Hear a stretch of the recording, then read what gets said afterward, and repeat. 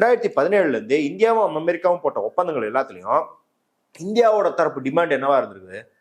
ஐயா H1B விசால இன்னொரு கொஞ்சம் பேரை ஏத்துங்க, இன்னொரு 500 பேர் கொடுங்கன்னு பிச்சை எடுத்துனுக்கிறோம். அவன் அதுக்கு பதிலாக என்ன கேட்கறான் அப்படின்னா, உங்களோட மிலிட்டரி கம்யூனிகேஷன், ஸ்ட்ராட்டஜிக் கம்யூனிகேஷனுக்கு எங்களுக்கு ஆக்சஸ் கொடுங்க. ஏங்க லிட்டரலா அவன் ராணுவ ரகசியம் கேட்கறான். நம்ம சேட்டலைட்ல இருந்து கண்காணிப்போம், இந்தியன் ஓஷன்ல பல பேரை கண்காணிப்போம், இதுக்கெல்லாம் எங்களுக்கு ஆக்சஸ் கொடுங்கன்னு கேட்கறான். இதுக்குதான் கோஆபரேஷன் அக்ரிமெண்ட் வரிசையா போட்டுக்கிட்டே வந்திருக்கிறீங்க. நீங்க ஒண்ணுல ஏதோ ஒன்று, நான் ஒரு அனாலிசிஸ்க்கு சும்மா ChatGPT, டீப் சர்ச், கிராக் இதெல்லாம் இன்டர்நேஷனல் விஷயத்துல, ஸ்ட்ராட்டஜிக் விஷயத்துல எப்படி அனலைஸ் பண்ணுன்னு சோதிக்கிறதுக்கு இந்த டாஸ்கை கொடுத்து பாக்குறேன்.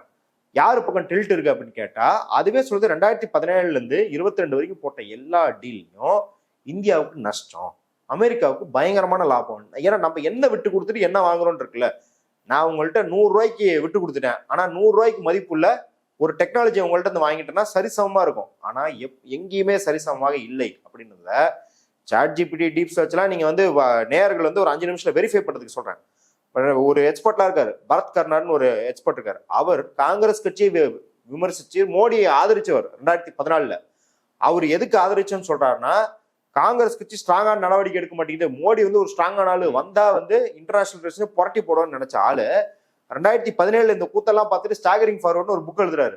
அதுல சொல்றாரு, நம்ம இங்க இருக்கிற யாரு மோடி தலைமையில இருக்கும் ஆட்சியில இருக்கிற இந்த ஃபாரின் சர்வீசஸ் ஆளுங்க, IFS ஆளுங்களாட்டும், மினிஸ்டர் ஆஃப் எக்ஸ்டர்னல் அஃபேர்ஸா இருக்கட்டும், இவன் பசங்களுக்கு ஹார்வர்டு, ஏல் அந்த மாதிரி முக்கியமான யூனிவர்சிட்டியில சீட்டு வாங்குறதுக்கும் இவன் குடும்பத்தை போய் அங்க செட்டில் பண்றதுக்கும் நம்ம நாட்டு இறையாண்மையை ஒவ்வொரு டீலையும் பறி கொடுத்துருக்காங்கன்னு சொல்றாரு.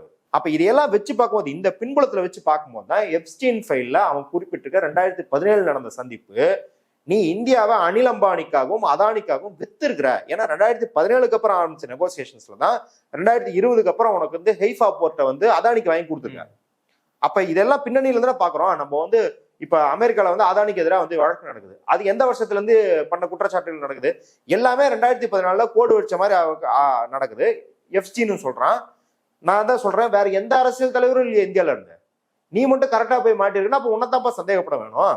சந்தேகப்படணும் அப்படிங்கிறத தாண்டி இந்த மீட்டிங்ல நீ 4 முறை மீட்டிங் போனேன்னு சொல்லிடலாம். என்னன்னு ஓப்பனா பேசு, என்ன பர்பஸ், அதுல ஜெஃப்ரி எப்ஸ்டீன் நீ என்ன வாங்கின?